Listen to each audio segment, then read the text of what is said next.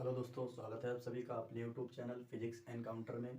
तो दोस्तों, आज के इस लेक्चर में हम लोग एक नए चैप्टर की शुरुआत करेंगे और उस चैप्टर का नाम है चुंबकत्व तथा द्रव। चैप्टर नंबर 5 होने वाला है ये, और ये बहुत ही महत्वपूर्ण चैप्टर है। ये परीक्षा में कम से कम 7 नंबर देके जाता है, ये ध्यान रखिएगा। कम से कम 7 नंबर ये देके जाता है। तो आज इसमें हम लोग सबसे पहले टॉपिक की इसकी चर्चा करेंगे।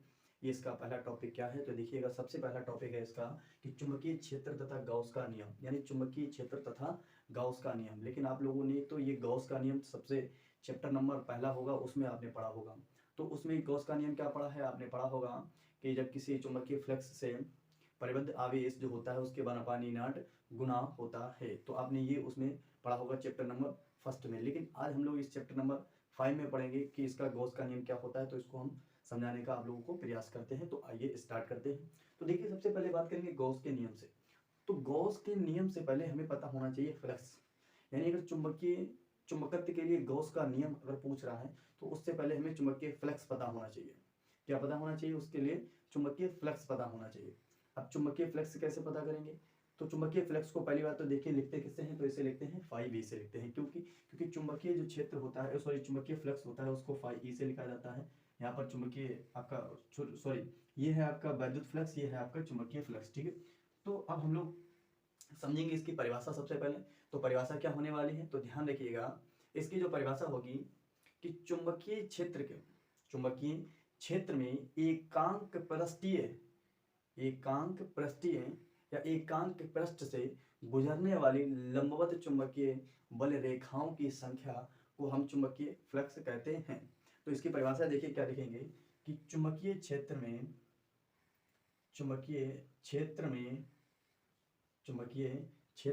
रखे एकांक चुंबकीय क्षेत्र में रखे एकांक पृष्ठीय क्षेत्रफल से गुजरने वाली चुंबकीय बल रेखाओं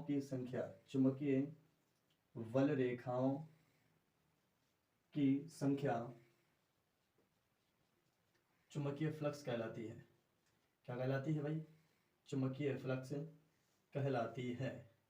ठीक है, चुंबकीय फ्लक्स कहलाती है। बात क्लियर हो गई? यानी कह रहा है कि चुंबकीय क्षेत्र में, ऐसी ये भी परिभाषा ठीक है, या इसे हम ऐसे बोल सकते हैं कि चुंबकीय क्षेत्र में रखा एक पृष्ठ जिससे गुजरने वाली लंबवत चुंबकीय बल रेखाओं की संख्या को हम चुंबकीय फ्लक्स कहते हैं। तो सबसे पहले हम लोग, और इसे फाइस बी से प्रदर्शित करते हैं, तो लिखना नहीं है इसमें, आपको याद रहेगा।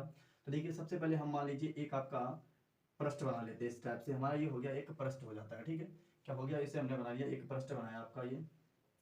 और इस पृष्ठ से ये चुंबकीय क्षेत्र में है, लेकिन ये कैसा रखा है? ये लंबवत रखा है, चुंबकीय क्षेत्र के लंबवत रखा है आपका ये पृष्ठ। ठीक है, तो इससे हम क्या गुजारेंगे? तो इससे हम गुजारेंगे चुंबकीय बल रेखाएं। क्या गुजारेंगे? चुंबकीय बल रेखाएं। तो देखिए, यहां से हम लोग चुंबकीय बल रेखाएं इस टाइप से गुजारेंगे, इस टाइप से, और ये यूं निकल जाएगी, यानी इस टाइप से इस पर चुंबकीय बल रेखाएं गुजारेंगे और ये ऐसे निकलती हुई चली जाती है। ठीक है, जिस तरीके से प्रवेश करेंगी उसी तरीके से बाहर निकल जाती है। ये है हमारी चुंबकीय बल रेखाएं। बात क्लियर है? यहां तक तो कोई दिक्कत नहीं हुई होगी। अब देखिए, ये चुंबकीय बल रेखाएं अगर देखा जाए, एक किसी बल रेखा को उठा लीजिएगा, यस, मान लीजिए हमने इस बल रेखा को उठा लिया और इससे भी एक रेखा गुजारी, और इसके साथ जो हमारा कोण बना वो मान लीजिए हमने थीटा कोण बना दिया। कितना बना लिया? थीटा बना। यानी चुंबकीय क्षेत्र से एक रेखा ऐसे निकाल दी है। चुंबकीय बल रेखा ऐसे भी तो है, तो ये चुंबकीय बल रेखा हमने निकाली, तो इसके साथ एक जो कोण बनता है उसे मान लिया हमने थीटा कोण मान लिया। अब ये आपका टोटल पृष्ठ कितना है भाई? टोटल है एक पृष्ठ, एक बड़ा पृष्ठ है। मान लीजिए इसके अल्पांश भाग से, मान लीजिए अगर इसका टोटल का क्षेत्रफल मान लेते हैं हम ए है, तो इसका अल्पांश का क्षेत्रफल भाई कितना होगा? तो मान लीजिए इतने भाग का इसका क्षेत्रफल हो गया डी ए। कितना हो गया? डी ए हो गया। ठीक है, अब ये चुंबकीय बल रेखाएं जो हैं इस पृष्ठ से कैसे गुजर रही हैं भाई? ये लंबवत रेखा चुंबकीय क्षेत्र के, तो बल रेखाएं इधर गुजर रही हैं बाहर की ओर। तो जब गुजर रही हैं तो क्षैतिज दिशा में गुजर रही हैं, तो क्षैतिज दिशा में जो कोण बन रहा है वो कितना बन रहा है? थीटा कोण बन रहा है। बात क्लियर है? जब थीटा कोण बन रहा है, तुम्हें ये भी पता है कि क्षैतिज दिशा के लिए हमेशा जो घटक लिया जाता है वो कॉस थीटा लिया जाता है। क्या लिया जाता है? कॉस थीटा लिया जाता है। तो यहाँ पर जब इसका फार्मूला निकालेंगे तो इसका जो फार्मूला निकलेगा वो फाई वी बराबर हो जाता है, क्या? फाई वी बराबर हो जाता है वी का मतलब चुंबकीय क्षेत्र हो गया, और डी ए यानी डी ए का मतलब हो गया, ये हमने निकाला है किसी पृष्ठ का अल्पांश भाग डी ए, ठीक है। वी डी ए यानी वो इन पे क्या लगेगा, वेक्टर, क्योंकि ये सदिश रूप है, ठीक है। और ये जो होता है वी डी ए, यही हमारा निकल के आता है चुंबकीय फ्लक्स। क्या निकल के आता है, चुंबकीय फ्लक्स। फाइव बराबर होता है वी डी ए, क्या होता है, फाइव बराबर वी डी ए, ठीक है। बात क्लियर है यहाँ तक। तो अब यहाँ पर ये डॉट प्रोडक्ट है, ठीक है, कितना डॉट प्रोडक्ट। अब यहाँ से अगर देखो तो फाइव वी बराबर, आपको पता है जब वेक्टर रूप पड़ता है तो कोई ना कोई घटक आता है। अब हमारे पास जो घटक आएगा वो cos थीटा आएगा, तो इसीलिए यहाँ पर लिखेंगे फाइव बराबर वी डी ए cos थीटा। फाइव वी बराबर होता है वी डी ए cos थीटा, ये होता है हमारा चुंबकीय फ्लक्स, और ये होता है इसका चित्र। बात क्लियर है यहाँ पर। और यहाँ पर लिख सकते हैं ये cos थीटा घटक हो गया हमारा, कौन सा हो गया, cos थीटा, वही यहाँ पर हमने लिख दिया है। अब बात करेंगे इसके मात्रक की, तो यहाँ पर लिख लीजिएगा इसका मात्रक यानी यूनिट की बात करेंगे। तो जो इसका मात्रक होता है दोस्तों, ध्यान रखिएगा, इसका मात्रक होता है टेस्ला इंटू मीटर स्क्वायर। क्या होता है, यानी चुंबकीय क्षेत्र का मात्रक होता है टेस्ला, तो यहाँ पर लिखेंगे टेस्ला और गुणे ये जो आपका ये क्षेत्रफल दे रखा है वो कितना है, तो क्षेत्रफल का मात्रक क्या होता है, मीटर स्क्वायर, तो यहाँ पर हो जाएगा टेस्ला इंटू मीटर स्क्वायर। बात क्लियर है यहाँ तक, बात क्लियर है। अब बात कर लेते हैं इसकी बीमा की। तो जब भाई इसकी बीमा की बात करेंगे, मान लीजिए यहाँ पर इसकी बीमा की बात कर लेते हैं, या 5v की बीमा बात कर लेते हैं।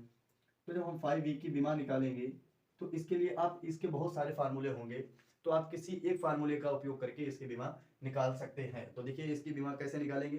तो भाई इसकी जो बीमा होगी, मान लीजिए हमने एक फार्मूला ले लिया, और वो फार्मूला हो गया हमारा 5v बराबर हो गया एफ अपान 5v बराबर हो गया एफ अपान क्यूबी। क्या होता है, एफ अपान क्यूबी ले लिया हमने। 5v बराबर हो गया, यानी 5v बराबर एफ अपान क्यूबी, और में गुणे में कर दिया हमने ए। क्या कर दिया, गुणे में कर दिया ए।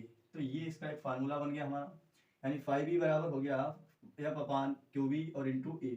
अब इससे हम इसकी निकाल लेंगे बीमा। तो आपको पता है एम की बीमा क्या होती है, एफ की बीमा क्या होती है, बल्कि तो होती एम एल स्क्वायर टी की घात -2, यही होती है भाई। बल्कि बीमा क्या होती है, एम एल स्क्वायर टी की घात -2 होती है, और अपान एम एल स्क्वायर नहीं होता है, एम एल टी की घात -2 होती है, और क्यू की बीमा होती है ए टी। क्या होती है, इसकी बीमा होती है ए टी होती है। और जो आपका ये चुंबकीय क्षेत्र है, इस चुंबकीय क्षेत्र की बीमा क्या होती है, तो ध्यान रखिएगा, चुंबकीय क्षेत्र की बीमा होती है एल टी की घात -1, एल टी की घात 1, सॉरी यहाँ पर हो जाएगी 1, कितनी हो जाएगी, एल टी की घात 1 हो जाएगी, और इंटू क्षेत्रफल की बीमा यहाँ पर देखा जाए तो ये हो जाएगी एल स्क्वायर हो जाएगी। क्या हो जाएगी, एल स्क्वायर हो जाएगी। बात क्लियर है, बात यहाँ तक क्लियर है। अब क्या करेंगे, इनको सबको इकट्ठा कर लेते हैं।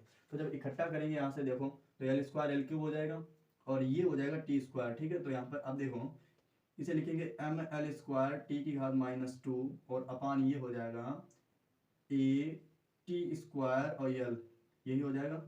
अब इसे जब हम सॉल्व करेंगे तो एल जो ऊपर जाएगा इसकी घात -1 हो जाएगी, और यहाँ पर एक घात पहले से लिखी है, तो एल की घात कितनी हो जाएगी, 1 बचेगी।